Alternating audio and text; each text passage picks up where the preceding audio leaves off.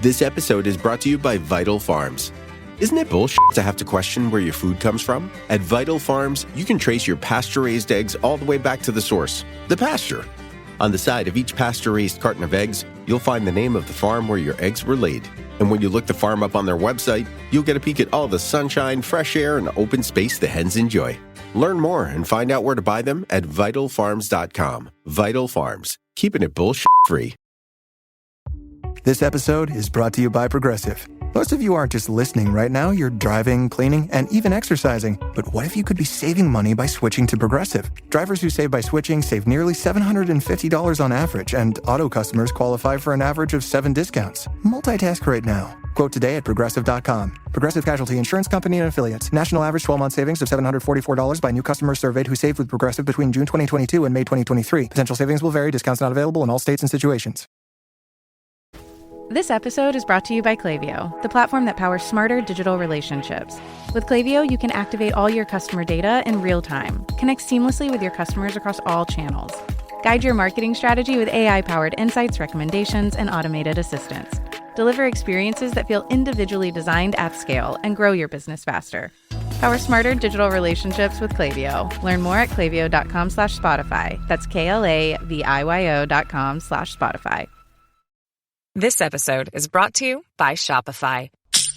No matter how big you want to grow, Shopify gives you everything you need to take your business to the next level. Shopify is the commerce platform that makes it easy to show up and sell exactly the way you want to. No need to code or design. Sign up for your $1 per month trial period today. Visit shopify.com/offer23 to get started.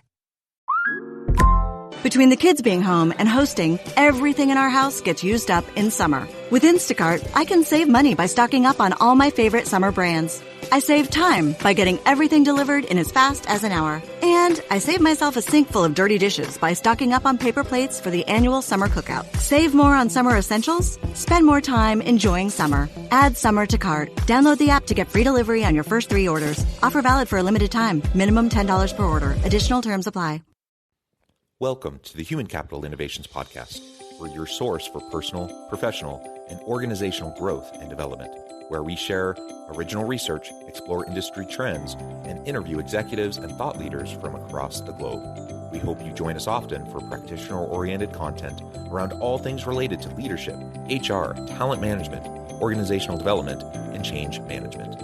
Maximize your personal and organizational potential with Human Capital Innovations Podcast.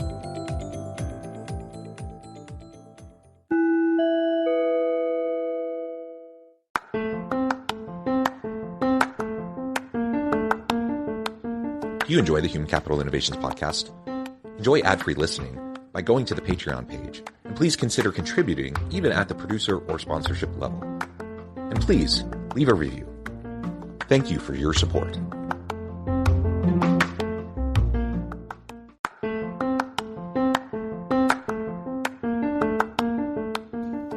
Welcome to the Human Capital Innovations Podcast. In this HCI podcast episode, I talk with Hason Greene about the future of human capital management.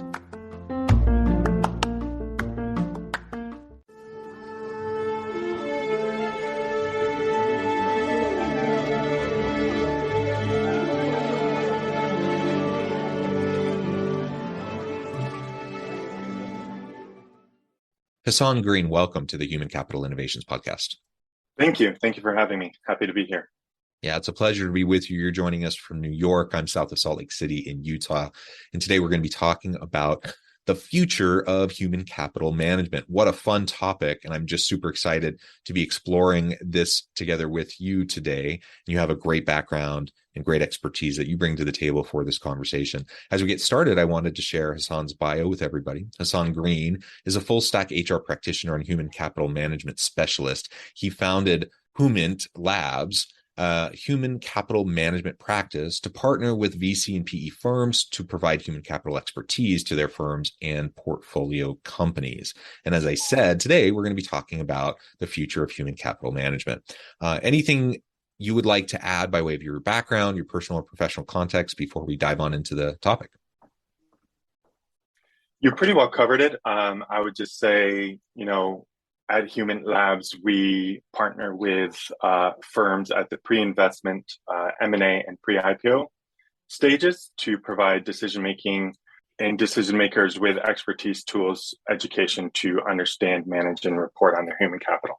Now let's talk about the future of human capital.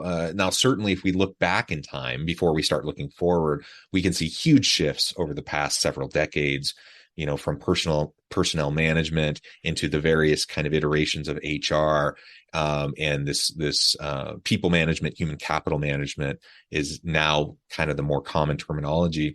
Where have you seen things come in recent years, and where do you see things going, say, in the next 5 to 10 years with human capital management? The HR of old, it was a cost center focused on lowering payroll, benefits costs, and mitigating labor-related risks. And we have come a long way, such that the HR of today, it's a purveyor of talent, focused on attracting and retaining great talent. But we still have a ways to go. In the future, HR will be an asset manager focused on understanding and optimizing for how talent creates value, both for themselves and for the organization. And this episode is brought to you by Progressive Insurance. Most of you listening right now are probably multitasking. Yep, while you're listening to me talk, you're probably also driving, cleaning, exercising, or maybe even grocery shopping. But if you're not in some kind of moving vehicle, there's something else you can be doing right now. Getting an auto quote from Progressive Insurance. It's easy, and you could save money by doing it right from your phone. Drivers who save by switching to Progressive save nearly $750 on average. And auto customers qualify for an average of 7 discounts. Discounts for having multiple vehicles on your policy, being a homeowner, and more. So just like your favorite podcast, Progressive will be with you 24/7, 365 days a year, so you're protected no matter what. Multitask right now. Quote your car insurance at Progressive.com to join the over 28 million drivers who trust Progressive. Progressive Casualty Insurance Company and Affiliates. National average 12-month savings of $744 by new customers surveyed who saved with Progressive between June 2022 and May 2023. Potential savings will vary. Discounts not available in all states and situations. This is, the result of a couple of things. So first off, an evolution of perspectives that has informed both legal requirements in the public sector, but also in the private sector. More and more investors are beginning to realize the value of HR and people data. And so in order for this idea that in order for HR to be taken seriously, we need to bring the data. And we've been enabled to do just that with the advancements in HR tech and work tech, such that these technologies have produced more and more HR and people data. And so here we are at a moment in time where we either need to take up the challenge or be left behind by competitors who will. Yeah, and I guess that gets into kind of this idea of, well, why should we care about this? Why is it important? And, to put it succinctly, it's because you will not be relevant in the marketplace if you don't lean into these changes and actually try to be on the forefront of these evolutions, right? So it's really interesting to me as I see organizations kind of being dragged kicking and screaming towards the new world of work and the new way of thinking about HR and talent and employee experience and all of these related topics and issues, because they still see HR as kind of the HR of old, of 20, 30 years ago, and they don't see it as this new people analytics driven hub space to drive high performance in the organization, to enhance, not only the ability to attract and retain great talent, but then to have cross-functional teams and collaborative teams that can innovate and iterate and bring value to the market. That is something that I think the last few years of the pandemic have demonstrated for a lot of organizations. They, for many organizations, for the first time, they're really able to wake up to this idea that, oh my goodness, HR is not just a cost center; it is a critical strategic driver of business success. And we'll see how it continue, how people continue to lean into that and to adapt towards that reality, versus how much people drag their feet and kind of get left behind. So for those companies that are less likely to adopt these changes, I mean, what do you think, in terms of the next 5 years, how long will it take for them to fade into irrelevance and just become obsolete versus, how much are they going to be pressured and just, end up doing it, just kind of doing it behind the eight ball? Yeah. And, that's just that they have that choice. They can own it and take up the charge, or they can do it by way of being required to, right? So we have the SEC, who recently came out and started to require all U.S. publicly traded companies to report on their human capital. And some are just starting to. The few front runners, if you will, are starting to do that. But it's still a very gray area in terms of what's required and what the structure is for how that is to be reported. And the leaders in the space are really going to make that difference and determine really what gets reported and how it gets reported. And just touching on something you said previously as it relates to the importance of why we're doing this. In addition to this new world of work that we live in, there is this idea that human capital is the only appreciating asset in business. And by that, I mean all other assets depreciate over time, while human capital, if valued properly and invested in, appreciates over time, right? In addition, human capital is the only capital that directly impacts all other capital, so natural, manufactured, intellectual, financial. And we have some statistics to further support the need for measuring and managing human capital. But to those who are lagging, I would say it really doesn't behoove you. It doesn't benefit you insofar as, human capital management at its center. It's as you mentioned, it's a performance driver, right?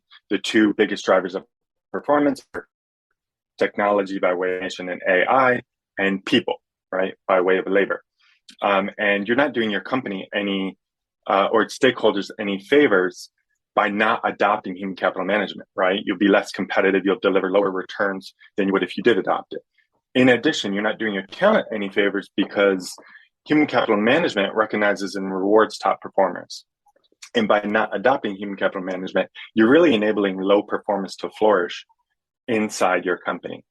And so I think, if you're looking for a time horizon, with the SEC requirements, it's probably 3 to 5 years before companies really start to feel the pressure and in some cases fines from not reporting their human capital and managing it accordingly.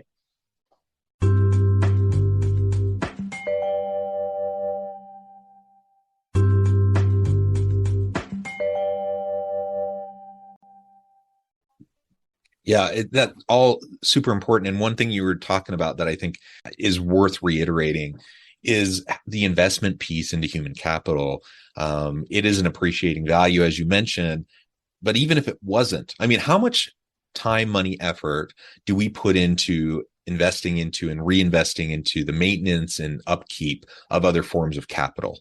Right. That's just something we all accept as necessary part of doing business. And so, when we talk about plant, equipment, property, of course, we're going to invest in the upkeep and the maintenance and the quality checks on those types of assets and capital.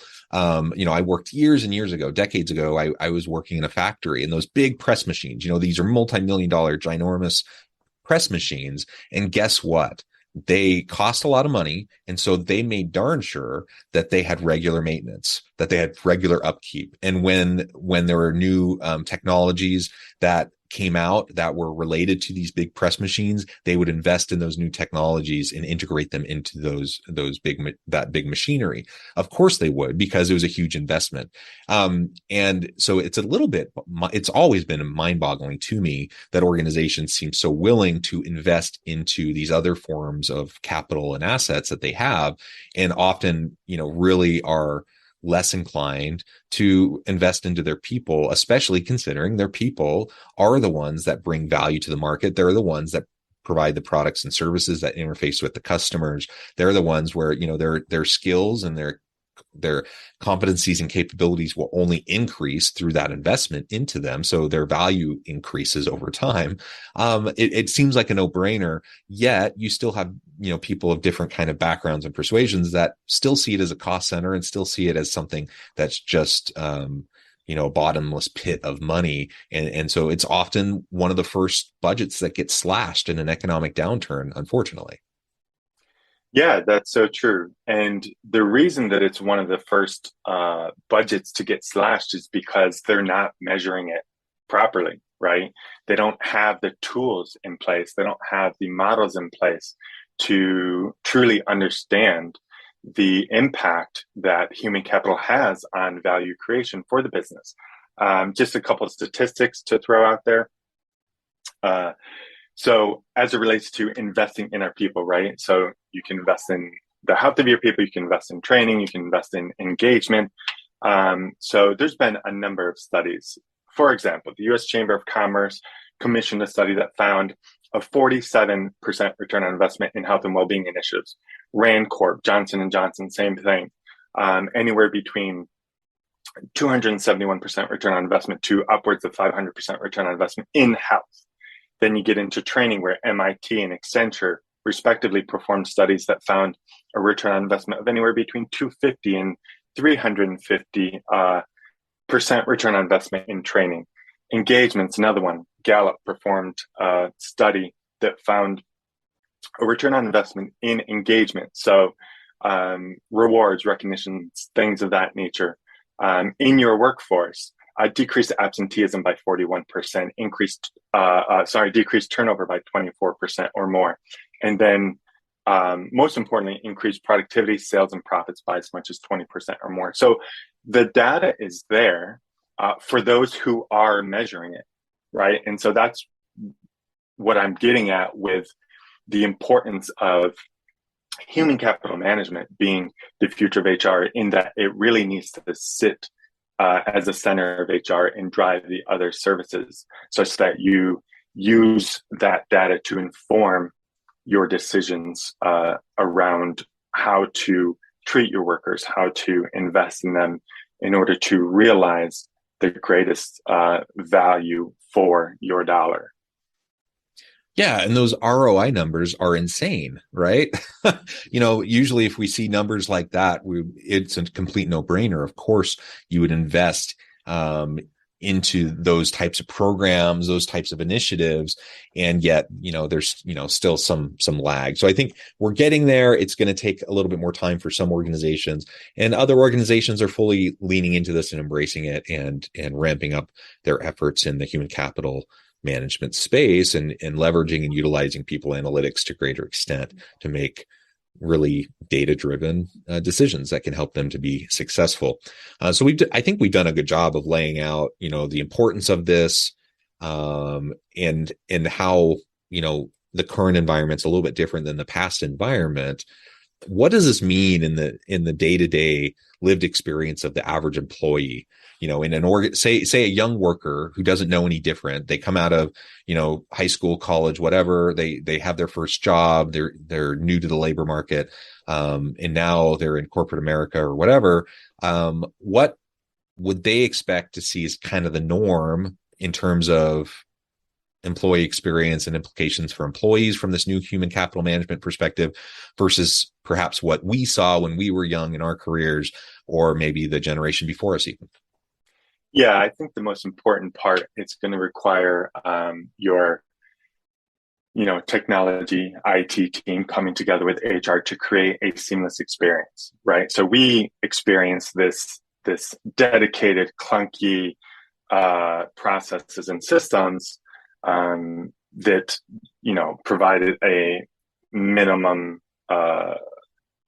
sort of viable experience around getting the most out of its people and supporting its people.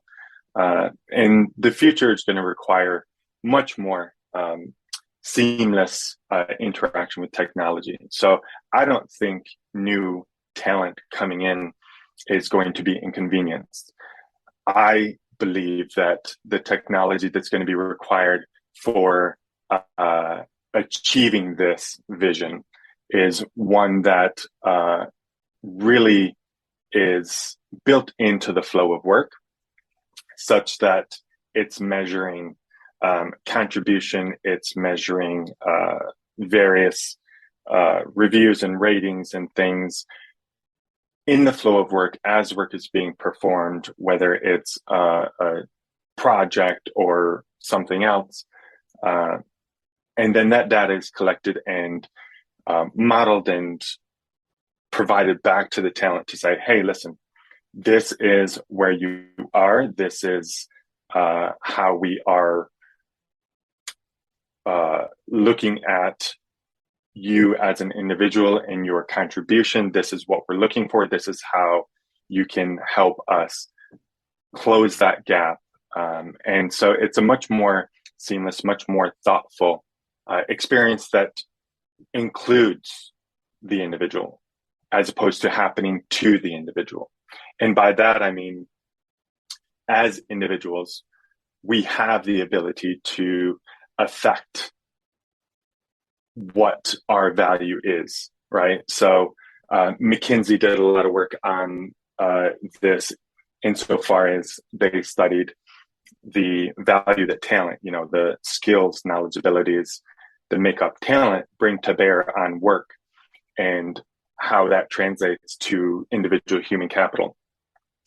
And they outlined how you can increase your individual human capital by taking on new experiences, learning new skills, moving to a new job, and in the process, increasing your skill and increasing your value. So this isn't something that's happening to talent, to workers. This is something that's happening for workers, such that they are no longer being managed according to screen grabs and keystrokes and surveillance, but rather what they actually contribute, right? What their actual work product is, which is what we've been saying we wanted for a long time now, particularly in this new world of work where the workforce is distributed and remote.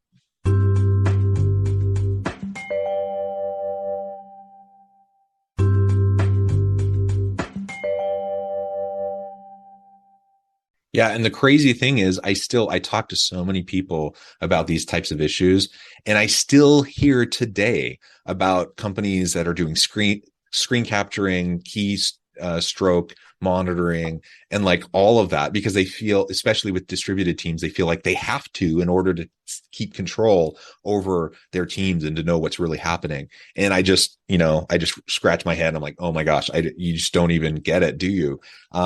We should be so much beyond that. And like you said, it should be about, what do you produce? I don't care. If someone's more productive because they're able to like fiddle with something on the side while they're contemplating something, or because they take breaks at different points in time during the day, or they if people just are different and they work different, and so to be monitoring every second of every day of what people do is silly. I mean, it's a waste of resources. And let's think more in terms of performance management and helping our people to achieve their potential, rather than treating them like kids and trying to control them and monitor everything they do. It's just a bizarre thing that unfortunately still exists in the world today, and we need to get past it. And you're absolutely right. All of these changes that we've been talking about, these are not to make it harder for employees. It's for employees. It's to make their experience better. When I have students coming out of the university, out of my classes, entering the workforce, I say this should be a better workplace environment for you today than it was for me when I started, 20 plus years ago. It should be. Now, it won't always be, depending on where you go. And there's always roulette, leadership roulette. You never know what you're going to get. But more organizations get it now than they used to. And there's just generally better practices. And we're using data better than we ever had before in order to make these sorts of positive changes. All right, so let's in our remaining little bit of time, let's talk about what you see coming. Say in the next 10 years, because we've seen a lot of changes in the recent years, but I think the pace and rate of change has only increased. What do you see as some of the big changes coming down the pipeline?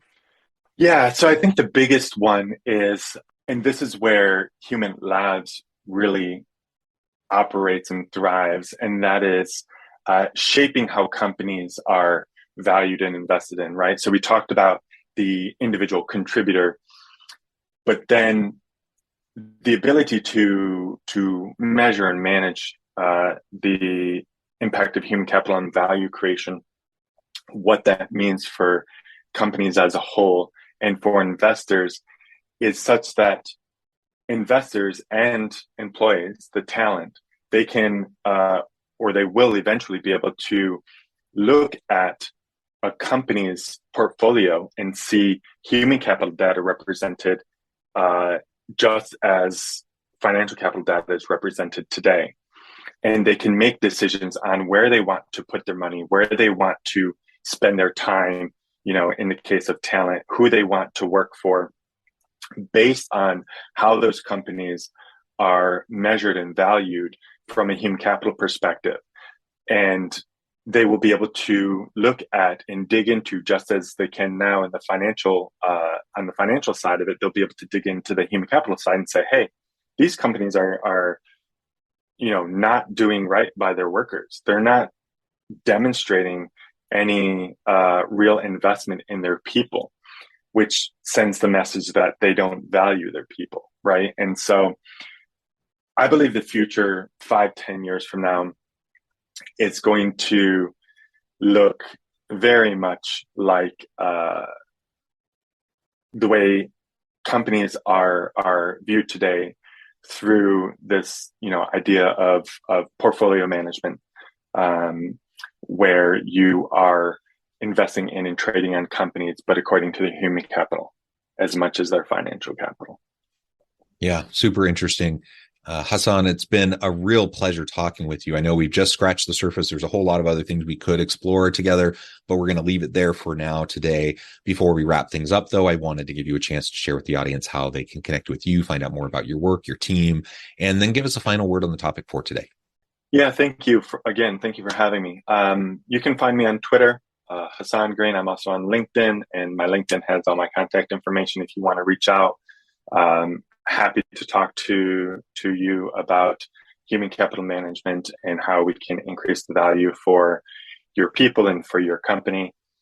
And I would just say, don't wait, start today, start by looking at how your HR function is structured and think about how you can leverage human capital management to drive better outcomes. And for individuals, for talent, same thing, start today, invest in your health, seek out learning opportunities that are going to help you increase your value. Understand that your decisions, your actions today are either a credit or debit to your future self and your future value. Wonderful. Hason, it's been a real pleasure. I encourage my audience to reach out, get connected, find out more about what you and your team can do for them. And as always, I hope everyone can stay healthy and safe, that you can find meaning and purpose at work each and every day. And I hope you all have a great week. Do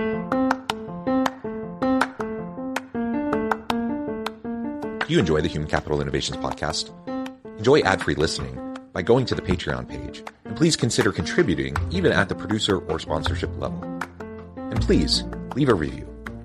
Thank you for your support.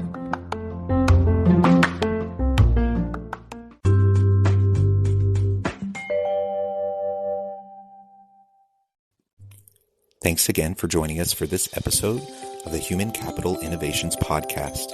I hope you stay healthy and safe and that you have a great week. Where leaders go, learning follows.